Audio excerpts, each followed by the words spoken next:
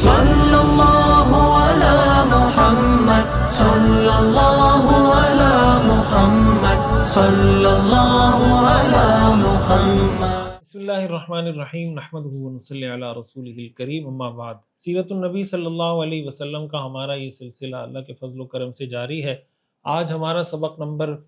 53 ہے، class number 53 ہے، اور معراج اور اسراء کی تفصیلات ہم پڑھ رہے ہیں۔ آج کے سبق میں ہم نے دو بنیادی سوالات کو ڈسکس کرنا ہے، اور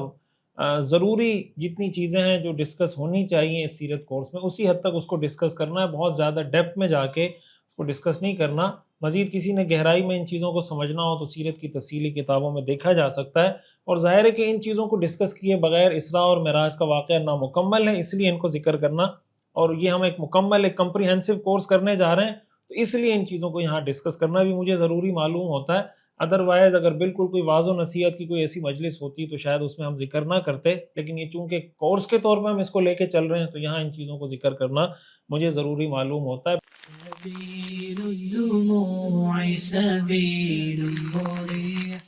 پہلا سوال یہ ہے کہ حضور علیہ الصلاۃ والسلام کا یہ جو اسراء اور معراج کا سفر تھا یہ جسمانی تھا یا روحانی تھا؟ جسمانی کا مطلب یہ کہ حضور علیہ الصلاۃ والسلام فزیکلی ان سب جگہوں پہ تشریف لے گئے تھے، بیت المقدس، پہلے آسمان، دوسرے آسمان، ان ساری تفصیلات کے ساتھ، یا حضور علیہ الصلاۃ والسلام کو روحانی طور پر یہ سب کچھ دکھایا گیا تھا اور حضور علیہ الصلاۃ والسلام مکہ میں ہی موجود تھے؟ یہ ایک بنیادی بات ہے جو اس موقع پر ڈسکس کی جاتی ہے۔ اور دوسرا اہم سوال کہ حضور علیہ الصلاۃ والسلام نے معراج کے موقع پر اللہ تعالیٰ کی زیارت کی تھی یا زیارت نہیں کی تھی، یہ بھی ایک بات ہے جو اس موقع پہ ذکر کرنا مجھے ضروری معلوم ہوتا ہے۔ اسی کو ہم ڈسکس کریں گے انشاءاللہ، اور ہمیشہ کی طرح جیسے میں عرض کرتا ہوں کہ سیرت کا سبق سنتے ہوئے درود شریف کا بہت زیادہ اہتمام رکھا کریں۔ اللہم صلی علی سیدنا و مولانا محمد وعلی آل سیدنا و مولانا محمد وبارک وسلم۔ اسراء اور معراج کے سفر کے بارے میں اگر ہم بات کریں کہ آیا یہ جسمانی تھا یا روحانی تھا، تو اس بارے میں محدثین اور سیرت نگاروں نے 3 اقوال ذکر کیے ہیں، 3 طرح کی آراء پائی جاتی ہیں۔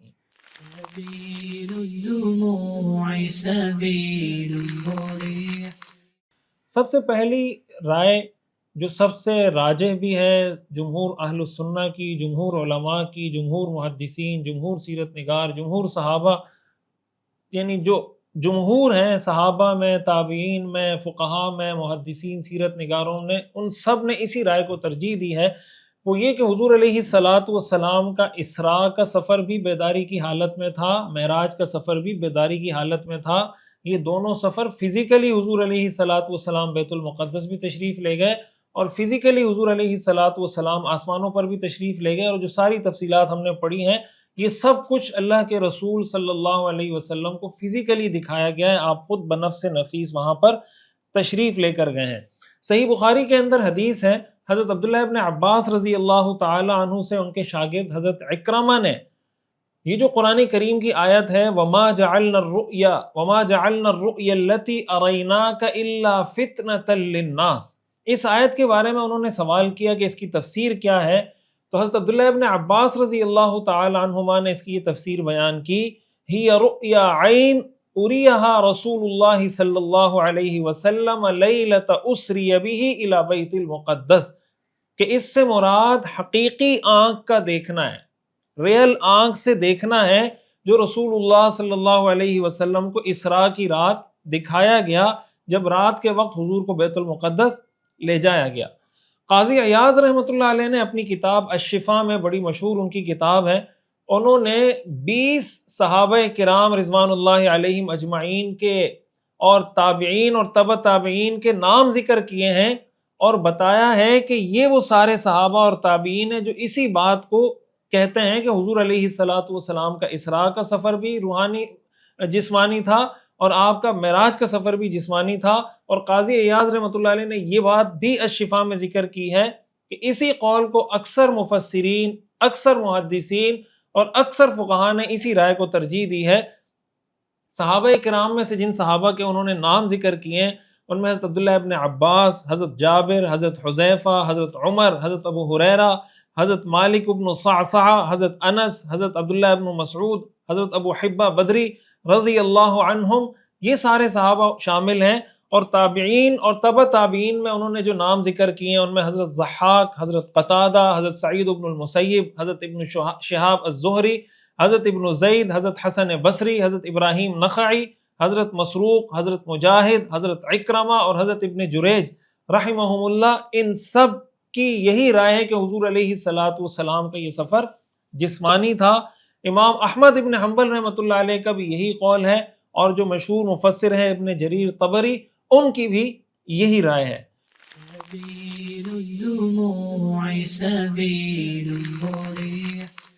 اور اس کے بارے میں اگر ہم دیکھیں کہ ہمیں اس کا کہاں سے پتہ چلتا ہے تو احادیث سے ہمیں اس کی وضاحت معلوم ہوتی ہے۔ حضرت ام ہانی رضی اللہ تعالیٰ عنہ کی ایک طویل روایت ہے، اس کی کچھ تفصیلات ہم پہلے اسباق میں پڑھ چکے ہیں کہ رسول اللہ صلی اللہ علیہ وسلم کے بارے میں وہ فرماتی ہیں کہ حضور میرے گھر میں تشریف فرما تھے، آپ نے عشاء کی نماز ہمارے ساتھ پڑھی، ہمارے درمیان آرام فرمایا، پھر فجر کے قریب آپ نے ہمیں بیدار کیا۔ جب آپ صلی اللہ علیہ وسلم نے فجر کی نماز ادا کی اور ہم نے بھی فجر کی نماز ادا کر لی تو اس موقع پر آپ علیہ الصلوۃ والسلام نے فرمایا، یا ام ہانی، اے ام ہانی، لقد صلیت معکم العشاء الآخرہ کما رأیت بہذا الوادی، کہ میں نے عشاء کی نماز تمہارے ساتھ یہیں پڑھی تھی جیسے تم جانتی ہو۔ ثم جئت بیت المقدس، پھر میں بیت المقدس گیا، وہاں میں نے نماز پڑھی، اور پھر اب فجر کی نماز تم دوبارہ دیکھ رہی ہو کہ میں تمہارے ساتھ یہاں پڑھ رہا ہوں۔ اس حدیث کو ذکر کرنے کے بعد قاضی ایاز رحمۃ اللہ علیہ فرماتے ہیں کہ یہ اس بات کا ثبوت ہے کہ حضور علیہ الصلوۃ والسلام، ظاہر ہے جب یہ سب کچھ بتا رہے ہیں یہ جسمانی سفر تھا، اسی لیے حضور علیہ الصلوۃ والسلام نے اس کو اس تفصیل سے بیان کیا۔ قاضی ایاز رحمۃ اللہ علیہ نے کے علاوہ حافظ ابن حجر رحمۃ اللہ علیہ نے فتح الباری میں، امام نووی نے مسلم کی شرح میں، اور علامہ سیوطی نے اپنی کتاب الاسراء والمعراج میں بھی اسی قول کو ذکر کیا ہے۔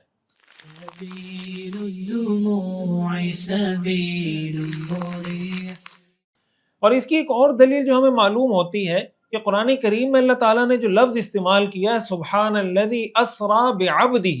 کہ پاک ہے وہ ذات جو اپنے بندے کو لے کر گئی، عبد کا لفظ استعمال ہوا ہے۔ علماء نے لکھا ہے، مفسرین نے لکھا ہے کہ عبد کا اطلاق انسان کے جسم اور روح دونوں پر ہوتا ہے، یعنی جسم اور روح دونوں کو عبد کہا جاتا ہے، صرف انسانی روح کو عبد نہیں کہا جاتا۔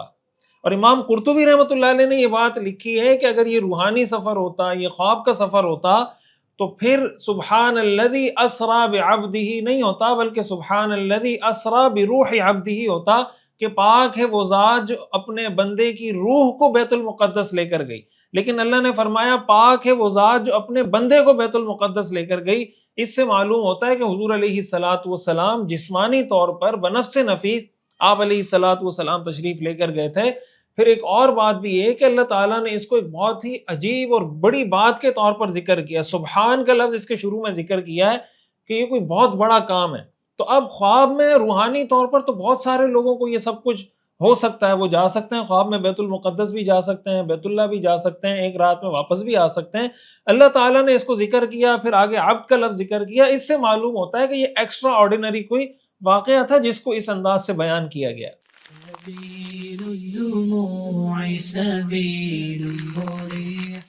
پھر قرآن کریم کی جو آیت ہے سورۃ النجم میں، ما زاغ البصر وما طغى، اس میں باقاعدہ آنکھ کا ذکر ہے۔ اللہ تعالیٰ فرماتے ہیں کہ پیغمبر کی آنکھ نہ تو چکرائی ہے، نہ پیغمبر کی آنکھ حد سے آگے بڑھی ہے۔ اب اللہ تعالیٰ نے آنکھ کا ذکر کیا، خواب انسان آنکھوں سے تو نہیں دیکھتا، خواب کا جو سفر ہوتا ہے وہ آنکھوں سے تو نہیں دیکھا جاتا، خواب میں انسان کی آنکھیں بند ہوتی ہیں۔ تو حضور علیہ الصلوۃ والسلام کی آنکھوں کی طرف اللہ تعالیٰ نے نسبت کی ہے کہ آپ علیہ الصلوۃ والسلام کی آنکھوں نے نہ تو حد سے آگے بڑھی ہیں اور نہ حضور کی آنکھیں چکرائی ہیں۔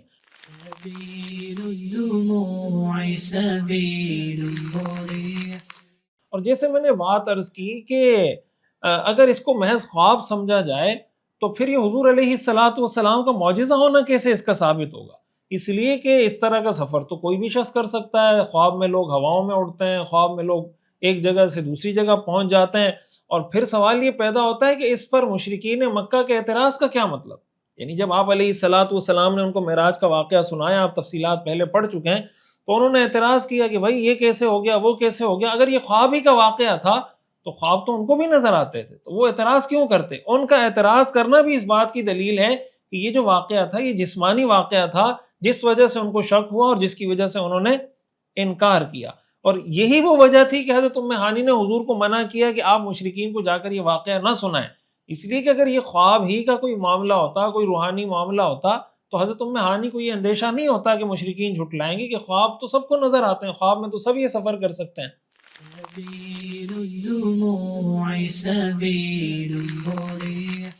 پھر ہم نے یہ بھی پڑھا کہ حضور علیہ الصلوۃ والسلام کو بیت اللہ سے بیت المقدس تک براق پر لے جایا گیا،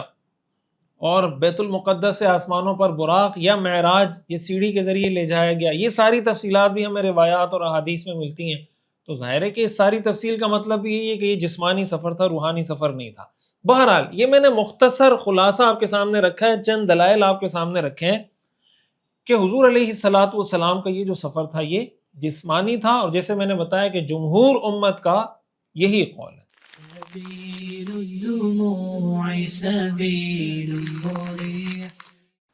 ایک اور قول اس معاملے میں پایا جاتا ہے کہ حضور علیہ الصلوۃ والسلام کا یہ سفر روحانی تھا. یہاں میں مختصراً یہ بات عرض کر دوں کہ علامہ ابن القیم رحمہ اللہ نے اپنی کتاب میں اس پر تفصیل ذکر کی ہے کہ خواب کے سفر میں اور روحانی سفر میں بھی فرق ہوتا ہے. روحانی سفر الگ چیز ہے، خواب کا سفر الگ چیز ہے، وہ تھوڑی ٹیکنیکل سی چیز ہے، اس لیے ہم اس کو یہاں ذکر نہیں کر رہے. بہرحال ایک دوسرا قول یہ ہے کہ حضور علیہ الصلوۃ والسلام کا یہ جو سفر تھا یہ روحانی تھا. آپ کو مکہ سے بیت المقدس تک براق پر، اور بیت اللہ سے بیت المقدس تک، اور پھر بیت المقدس سے آسمانوں پر جو لے جایا گیا، آپ علیہ الصلوۃ والسلام مکہ میں اپنی چارپائی پر اپنے بستر پر موجود تھے، لیکن آپ کی روح کو یہ سارا سفر کروایا گیا.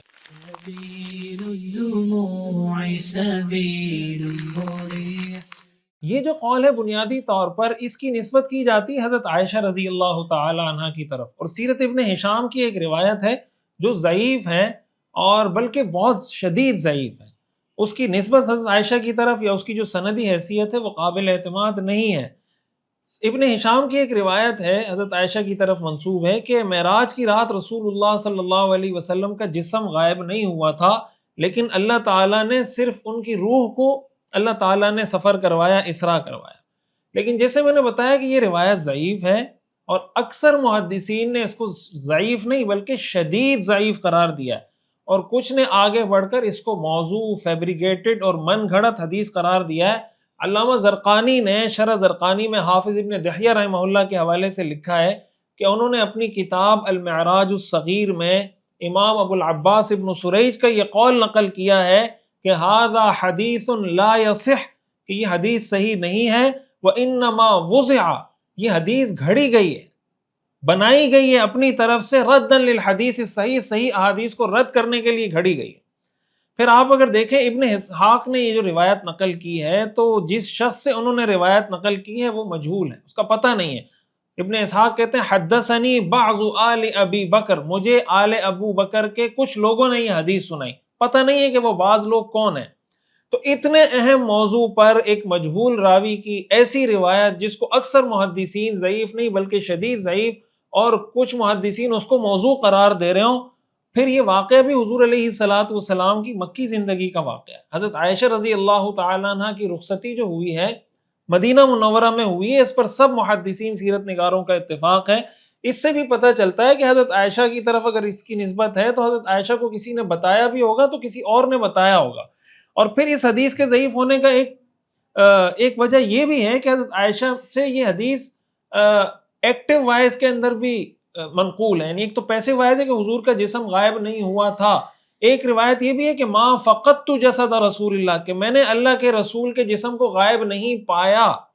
تو حضرت عائشہ کی تو اس وقت رخصتی نہیں ہوئی تھی. تو اس سب سے پتہ چلتا ہے کہ یہ جو روایت ہے حضرت عائشہ کی طرف جو نسبت کی جاتی ہے یہ شدید ضعیف ہے. اس لیے جمہور محدثین کے قول کے مقابلے میں، جمہور امت کے مقابلے میں، اور صحیح احادیث اور قرآنی آیات کے مقابلے میں اس طرح کی ضعیف حدیث کو حجت نہیں بنایا جا سکتا.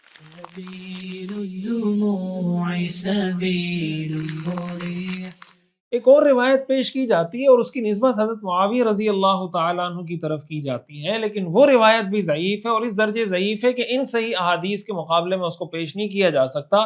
کہ حضرت معاویہ رضی اللہ تعالیٰ عنہ سے جب اسراء کے بارے میں پوچھا گیا، اسراء اور معراج کے بارے میں، تو انہوں نے فرمایا کانت رؤیا من اللہ تعالی صادقہ، یہ اللہ کی طرف سے ایک سچا خواب تھا.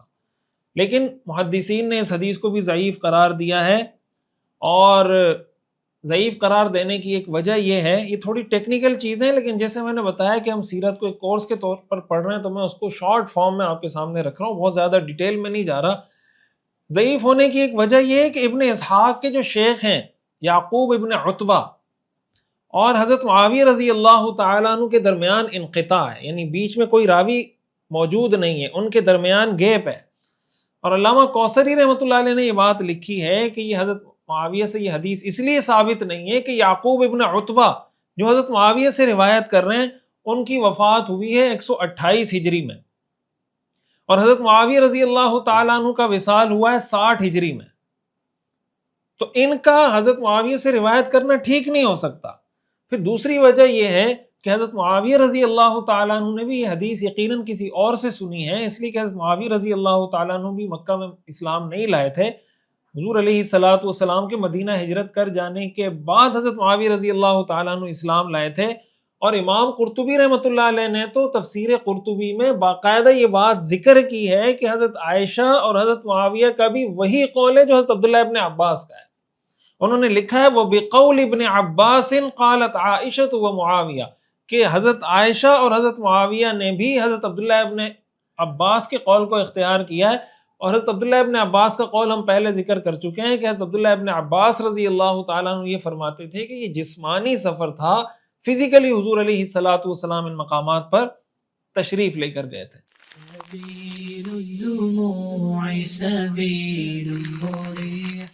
ایک تیسرا قول بھی اس بارے میں پایا جاتا ہے، اور یہ جو قول ہے حافظ ابن حجر رحمۃ اللہ علیہ نے فتح الباری میں بھی ذکر کیا ہے، علامہ سیوطی رحمۃ اللہ علیہ نے الاسراء والمعراج کے اندر بھی نقل کیا ہے، اور صحیح بخاری کے شارح ہیں محلب، امام محلب، انہوں نے اسی قول کو اختیار کیا ہے. اور اسی طرح ابو نصر ابن قشیری اور ان سے پہلے ابو سعید رحمہ اللہ نے شرف المصطفیٰ میں یہ لکھا ہے کہ حضور علیہ الصلوۃ والسلام کو کئی بار معراج ہوئی، ان میں سے کچھ بیداری کی حالت میں تھی، کچھ خواب کی حالت میں تھی. ایک قول یہ بھی ذکر کیا جاتا ہے، ایک قول یہ بھی ذکر کیا جاتا ہے کہ حضور علیہ الصلوۃ والسلام کا جو اسراء کا سفر تھا یہ جسمانی حالت میں تھا، اور بیت المقدس سے آسمانوں کا جو سفر تھا یہ روحانی سفر تھا. بہرحال یہ تینوں اقوال معراج کے حوالے سے پیش کیے جاتے ہیں، لیکن جیسے میں نے بتایا کہ جمہور صحابہ، جمہور تابعین، جمہور فقہاء، جمہور محدثین، جمہور سیرت نگار، ان کی رائے یہ ہے، اور صحیح احادیث اور قرآنی آیات کی وجہ سے رائے یہ ہے کہ حضور علیہ الصلوۃ والسلام کا یہ جو سفر تھا وہ جسمانی سفر تھا، بیت اللہ سے بیت المقدس تک کا سفر بھی اور بیت المقدس سے آسمانوں کا سفر بھی، یہ دونوں سفر جسمانی تھے. اس میں دلائل کے اعتبار سے جواب، پھر جواب الجواب کے اعتبار سے بہت تفصیل ہے. اس کو جب میں نے لکھا تقریباً کوئی 25-30 صفحات میں آیا، لیکن پھر اس کو میں نے شارٹ کرتے کرتے کرتے اتنے مختصر انداز میں بیان کیا. انشاءاللہ جب ہماری کتابی فارم میں یہ چیز چھپ کر آئے گی تو ہم سارے دلائل کے ساتھ اس کو کتابی شکل میں شائع کریں گے، لیکن آج کے سبق کے لیے اتنا ہی کافی ہے جس کو میں نے بیان کیا.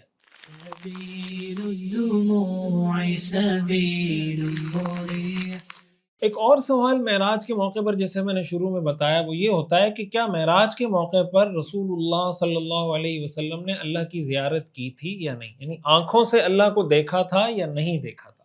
یہ بھی ایک اختلافی موضوع ہے، اور دو طرح کی آراء ہمیں اس میں ملتی ہیں.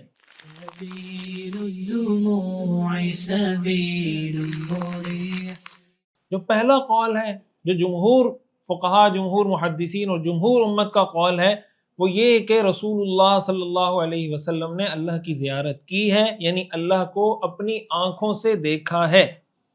صحابہ کرام رضوان اللہ علیہ مجمعین میں سے حضرت انس بن مالک، حضرت عبداللہ ابن عباس رضی اللہ تعالی عنہم، اور تابعین میں حضرت عکرمہ، حضرت حسن بصری، ربیع بن انس، ان سب کی یہی رائے ہے. علامہ ابن تیمیہ رحمہ اللہ نے مجموع الفتاوی میں لکھا ہے کہ اکثر اہل سنت کے اکثر علماء کا موقف یہی ہے کہ آپ صلی اللہ علیہ وسلم نے معراج کے موقع پر اللہ کو دیکھا ہے. علامہ سیوطی رحمۃ اللہ علیہ نے بھی اسی قول کو ترجیح دی ہے. الشفاء میں قاضی عیاض رحمۃ اللہ علیہ نے حضرت عبداللہ ابن عباس رضی اللہ تعالیٰ عنہ کے اسی قول کو ترجیح دی ہے، اور اسی بارے میں امام احمد بن حنبل رحمۃ اللہ علیہ کا یہ قول نقل کیا ہے کہ جب ان سے کسی نے اللہ کی زیارت کے بارے میں پوچھا کہ کیا آپ صلی اللہ علیہ وسلم نے اللہ کی زیارت کی تھی یا نہیں کی تھی، تو امام احمد بن حنبل رحمۃ اللہ علیہ نے اتنا بار بار جواب دیا رآہ کہ آپ نے اللہ کو دیکھا ہے، حضور نے اللہ کو دیکھا ہے، حضور نے اللہ کو دیکھا ہے، بار بار کہتے رہے حتی انقطع نفسہ، یہاں تک کہ آپ کا سانس بھر آیا، سانس ٹوٹ گیا آپ کا. یعنی اتنی شدت سے بار بار حضرت امام احمد بن حنبل کہتے رہے رآہ، دیکھا ہے، ان کا سانس ٹوٹ گیا. اتنی شدت کے ساتھ امام احمد بن حنبل رحمۃ اللہ علیہ یہ بتاتے رہے. امام ابو الحسن اشعری رحمۃ اللہ علیہ نے حضرت عبداللہ ابن عباس وہ بھی کہتے ہیں کہ رآہ بعینی رأسہ، وہ کہتے ہیں کہ حضور نے اپنی سر کی آنکھوں سے اللہ کی زیارت کی ہے. امام نووی رحمۃ اللہ علیہ نے صحیح مسلم کی شرح میں حضرت انس بن مالک رضی اللہ تعالیٰ عنہ سے اس بارے میں روایت نقل کی ہے. حضرت انس فرماتے ہیں رآ محمد صلی اللہ علیہ وسلم ربہ، کہ محمد صلی اللہ علیہ وسلم نے اپنے رب کو دیکھا.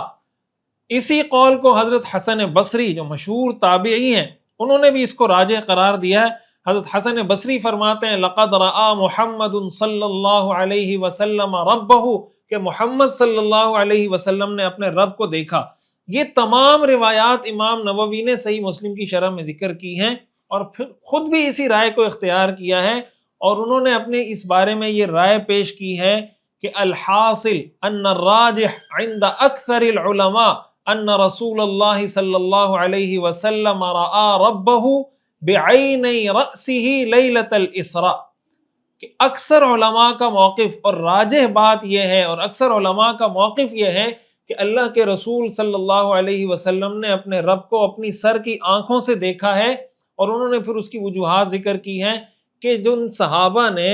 اللہ کے رسول صلی اللہ علیہ وسلم سے یہ روایات نقل کی ہیں لا یأخذونہ الا بالسماع، انہوں نے ظاہر ہے کہ اللہ کے رسول سے یہ چیزیں سنی ہیں. یہ عقل میں اتنی آسانی سے آنے والی چیزیں تو ہیں نہیں کہ انسان کو سمجھ آ جائے، تو وہ اگر ایسی چیز نقل کر رہے ہیں جو عام طور سے ہوتی نہیں، تو اس کا یقیناً یہ مطلب ہے کہ انہوں نے اللہ کے رسول سے سنا ہے، تب جا کر وہ ان چیزوں کو نقل کر رہے ہیں. اس حوالے سے ایک سوال یہ کیا جاتا ہے کہ قرآن کریم میں اس کی نسبت دل کی طرف بھی کی گئی ہے، جیسے ہم نے پیچھے پڑھا نا کہ آنکھ کی طرف نسبت کی گئی ہے ما زاغ البصر وما طغى، تو قرآن میں یہ بھی آتا ہے ما کذب الفؤاد ما رأى، کہ دل نے جھوٹ نہیں کہا جو اس نے دیکھا، یعنی دل کی طرف نسبت کی گئی ہے. تو اس سے تو معلوم ہوتا ہے کہ یہ دل سے دیکھا، یعنی وہ ایک خواب والا سفر ہو جائے گا، یہ روحانی سفر ہو جائے گا. تو مستدرک حاکم میں حضرت عبداللہ ابن عباس رضی اللہ تعالیٰ عنہ کی روایت اس بارے میں موجود ہے. وہ فرماتے ہیں اتعجبون ان یکون الخلۃ لابراہیم والکلام لموسیٰ والرؤیۃ لمحمد صلی اللہ علیہ وسلم، تم لوگوں کو اس بات پر تعجب کیوں ہوتا ہے؟ اگر حضرت ابراہیم علیہ السلام کو اللہ نے اپنا خلیل بنایا، اگر حضرت موسیٰ علیہ السلام کو اللہ نے اپنا کلیم بنایا، براہ راست بات کی، تو محمد صلی اللہ علیہ وسلم نے جو اللہ کی زیارت اور اللہ کا دیدار کیا، اس پہ تمہیں تعجب کیوں ہوتا ہے؟ جب حضرت ابراہیم کو خلیل بنایا جا سکتا ہے، جب حضرت موسیٰ علیہ السلام سے براہ راست بات کی جا سکتی ہے، تو محمد صلی اللہ علیہ وسلم اپنے رب کو دیکھ کیوں نہیں سکتے؟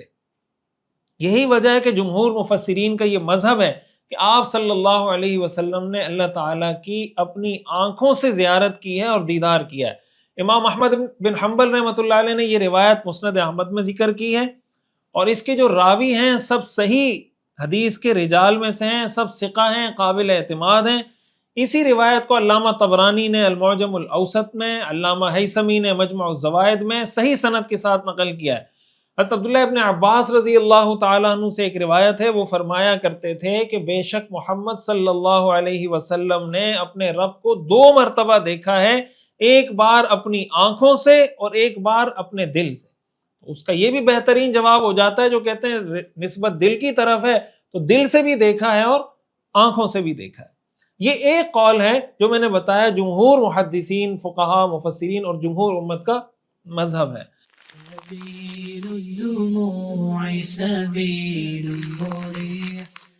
اور جو دوسرا قول ہے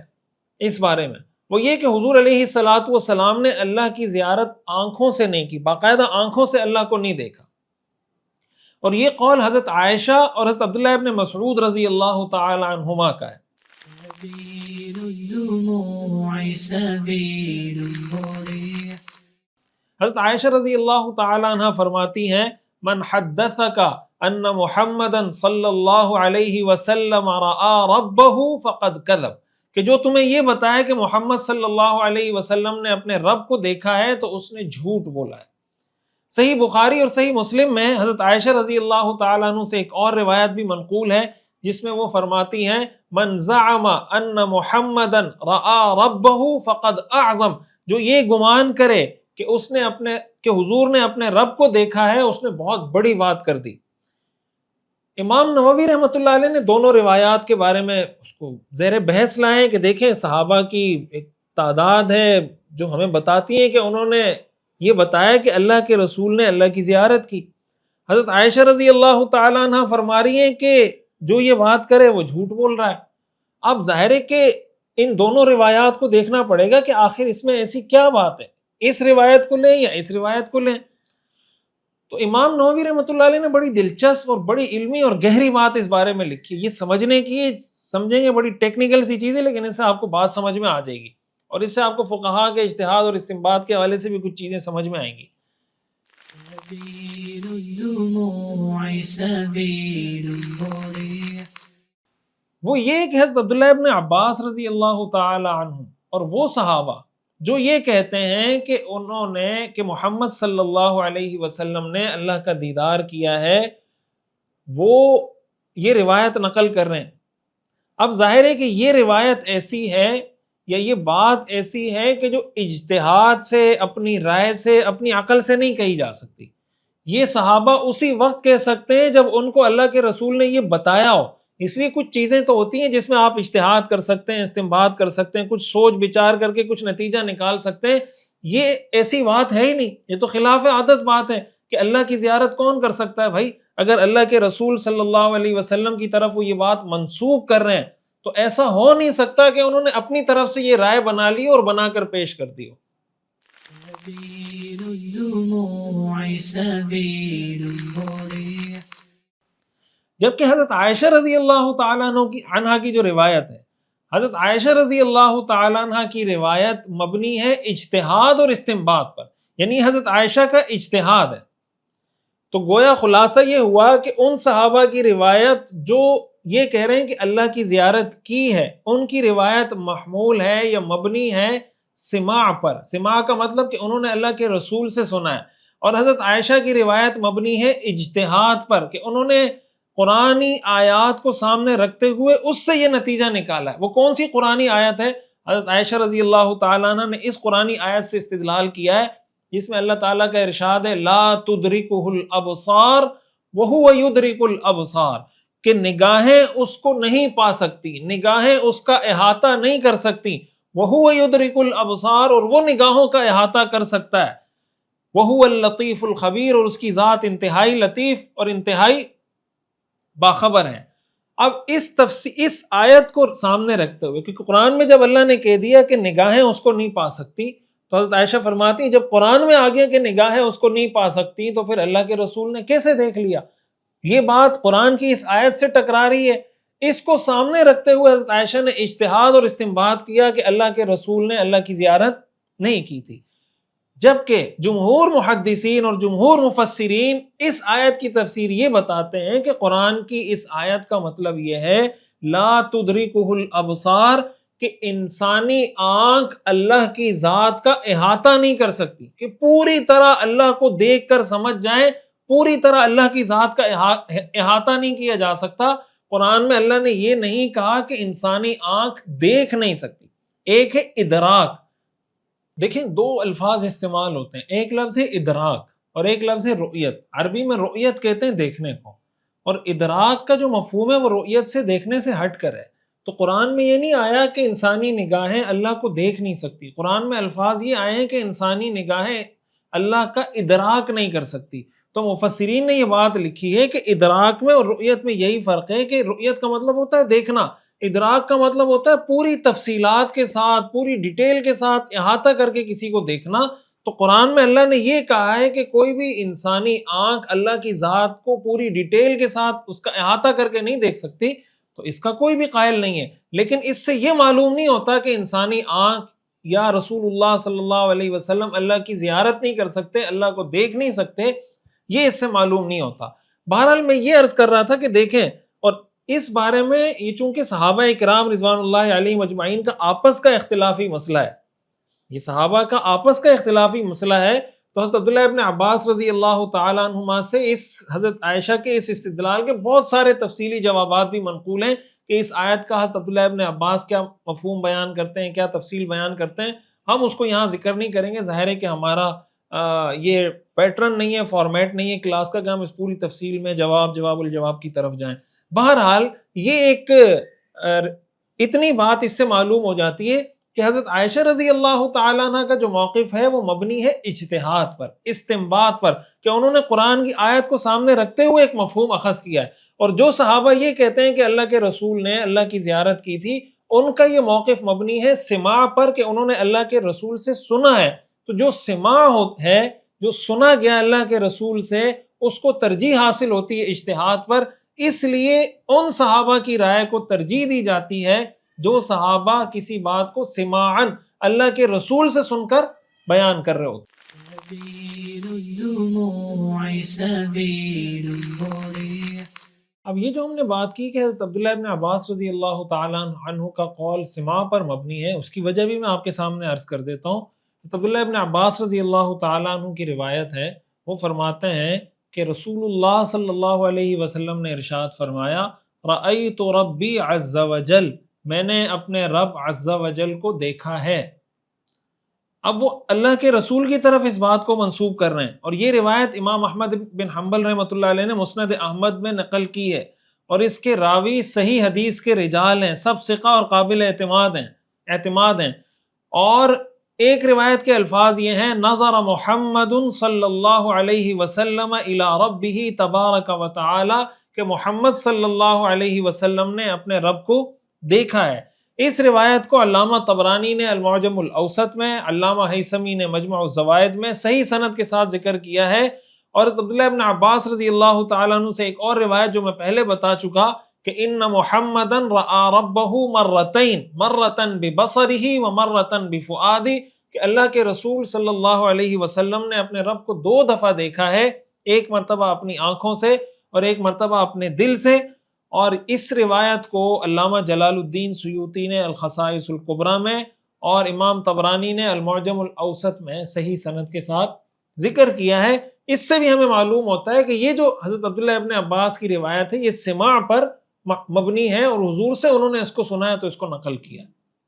بہرحال یہ ایک مختصر سی تفصیل تھی جو میں نے آپ کے سامنے رکھی کہ حضور علیہ الصلوۃ والسلام کے معراج کے سفر کے حوالے سے 2 چیزیں ڈسکس ہوتی ہیں، اس کو ہم نے ڈسکس کیا ہے بہت مختصر انداز میں، اور جو جمہور امت کا مذہب ہے وہ بھی آپ کے سامنے رکھا ہے۔ پہلا سوال یہ تھا کہ حضور علیہ الصلوۃ والسلام کا یہ سفر جسمانی تھا یا روحانی تھا، اس کی تفصیل ہم نے سامنے رکھی۔ اور دوسرا سوال یہ تھا کہ حضور علیہ الصلوۃ والسلام نے اللہ کی زیارت کی ہے یا اللہ کی زیارت نہیں کی ہے۔ دونوں تفصیلات آپ کے سامنے رکھ دی، لیکن جو اصل سیکھنے اور سمجھنے کی چیز ہے آخر میں وہ بھی عرض کر دوں کہ اس طرح کی جو علمی بحثیں ہوتی ہیں، عام طور سے جیسے میں نے شروع میں بار بار یہ بات کی کہ ہم اس طرح کی علمی بحثوں کو عوامی محفل کی زینت نہیں بناتے، یہ علمی چیزیں ہیں، علماء کے درمیان آپس میں ڈسکس ہوتی ہیں، اس پہ بات چیت بھی ہوتی رہتی ہے۔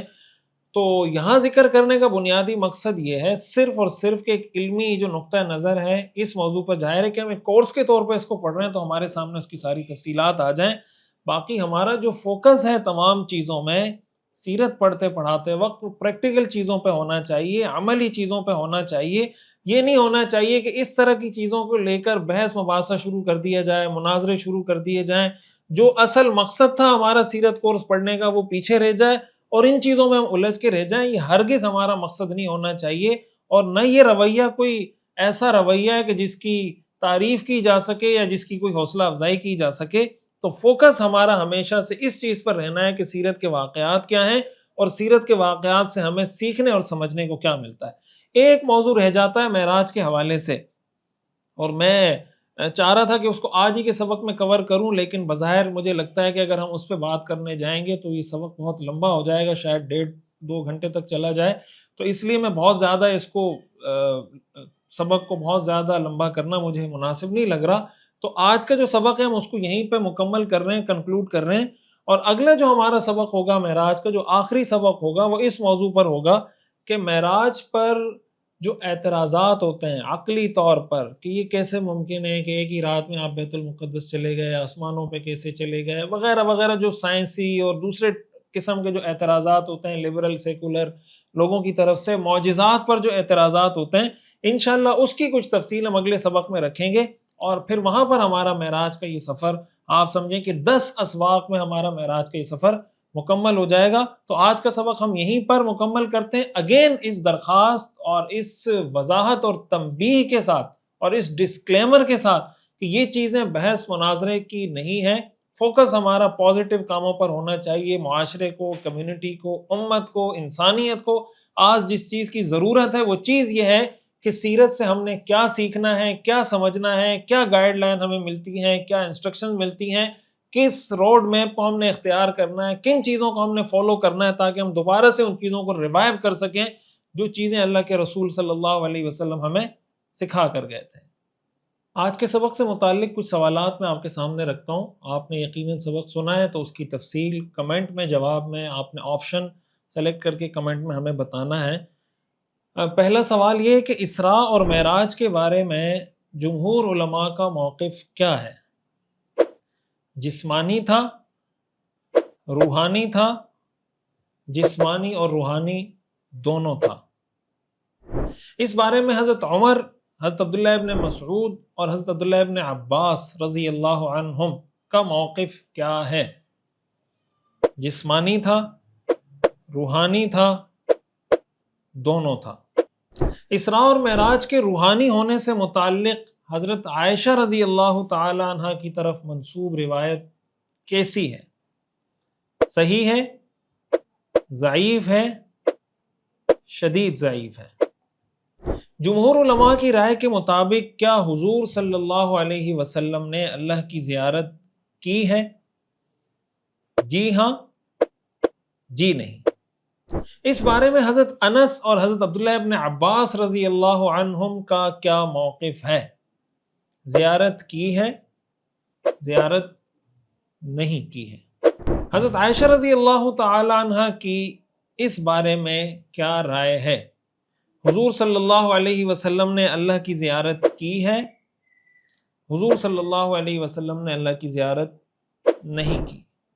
ہم نے سیرت پڑھتے ہوئے اپنا فوکس کس بات پر رکھنا ہے؟ اختلافی موضوعات پر یا پھر پریکٹیکل گائیڈ لائن پر؟ وآخر دعوانا ان الحمد للہ رب العالمین.